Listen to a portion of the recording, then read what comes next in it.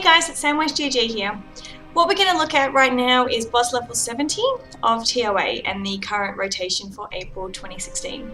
Now, unlike the other couple vids that we did for levels 60 and 50, this one's probably going to cause people a little bit more grief. So what we're going to do is go through the strategy behind it in a little bit more detail. So we've got the Dark Sylph, who is Aschubel. So if you look at first skill, throws a small spirit at the enemy and increases your critical rate by 30% at the next turn if you get a crit hit. Turbulence causes turbulence to set the enemy's attack gauge to 0 and increases your attack gauge by 50%.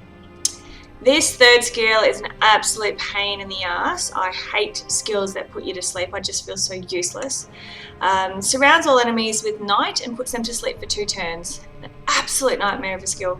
And then the other leader skill is attack speed of all allies in the dungeons by 24%, which is a pretty good skill.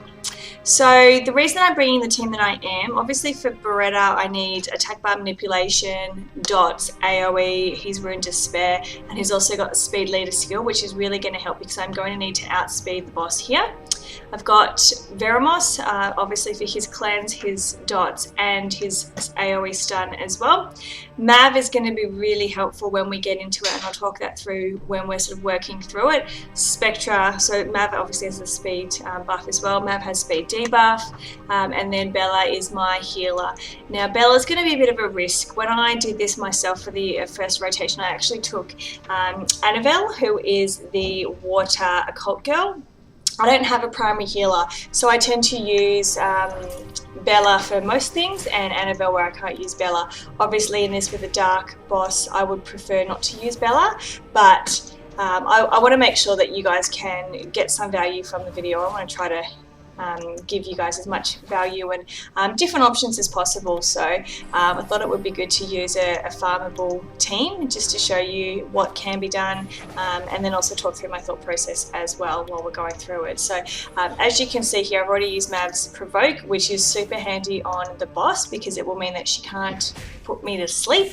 And it's also good for that third skill as well. So this one here removes 1 harmful effect from all allies, decreasing their cooldown time by 1 turn each and increases their attack speed for 2 turns. That's also a super helpful skill. So if Vero is stunned, or if any of the team is stunned and it's Mav's turn, he will remove that stun from them. Likewise with the sleep. So hoping that Mav has enough resistance to not be put to sleep like a little baby at bedtime, but we'll see.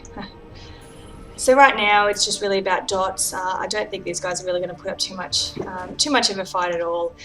Mav's first skill also has a chance to stun, which is really handy, and he is on violence, so get lots and lots of turn advantage there, hopefully.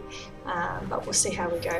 Like I said, I'm most worried about Bella, being that she will be targeted, but if that happens, we'll make do. We'll be going straight boss, so it shouldn't take too long to make light work of Aschubel. I have to say though, Aschubel is very, very pretty. I do like the aesthetics of the way that they've designed Aschubel. It's one of the advantages of doing TOA rotation as well. You get to see a lot of mons that you don't normally throughout farming and giants and even TOA, some really rare mons, but also just ones that people don't tend to use all that often. Jojo doesn't tend to come up all that often when I'm in Arena and Guild Wars, and obviously not in Giants, so good to see Jojo get a bit of a spotlight in TOA, and also obviously the occult girls. They're so rare that you very rarely get to see them in action. So one of the advantages I think of TOA, you do get such great exposure to all of the different mons out there. What we'll be doing over the next couple of weeks as well, if you are interested, is a bit of a spotlight on some dark and light mons, a bit of a best of the best.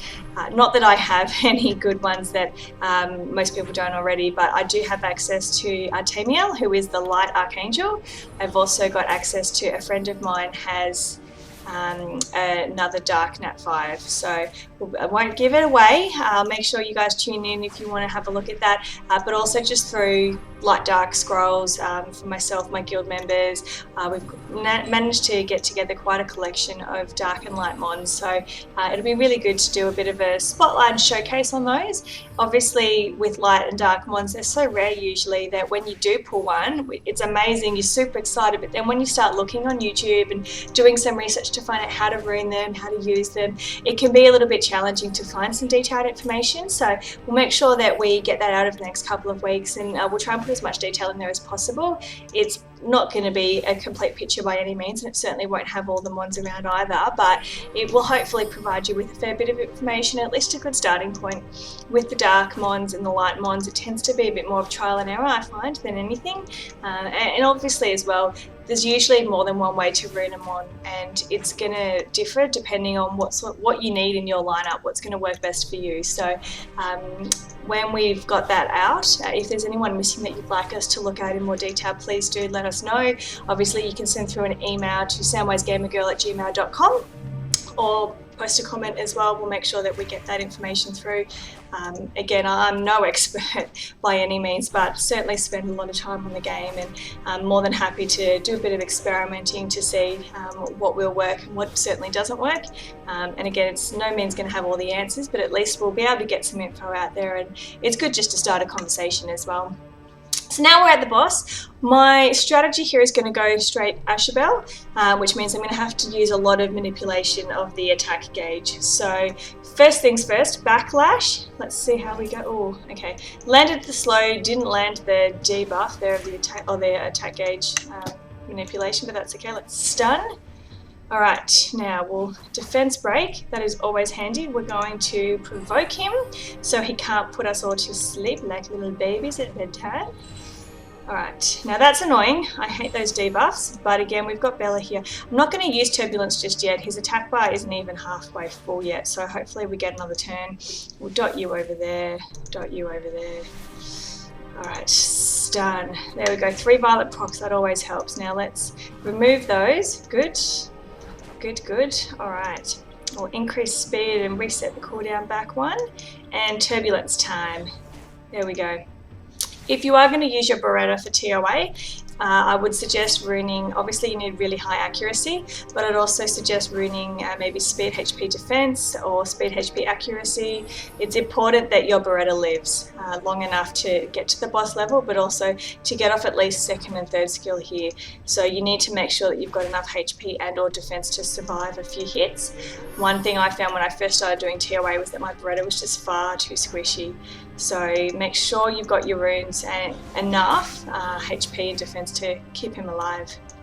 So as you can see now, my strategy here is just to keep going at the boss. If they're not going to do anything, so like Vero's first skill, I'll just pop a dot on one of his little friends here, but everything else just keep on wearing down Aschubel.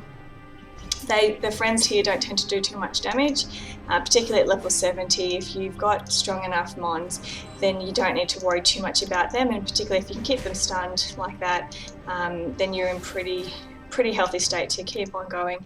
Again, that Spectre is amazing. He has to be one of the most valuable mons for TOA. Likewise with Spectre, likewise with Mav. Those two there, super easy to find, super easy to come across, and if you do have one, I would definitely suggest that you look at ruining them up and leveling them up as well. Easy to get skill ups as you can farm most of them. So hope you guys enjoyed that, and stay tuned for TOA 80. Thanks.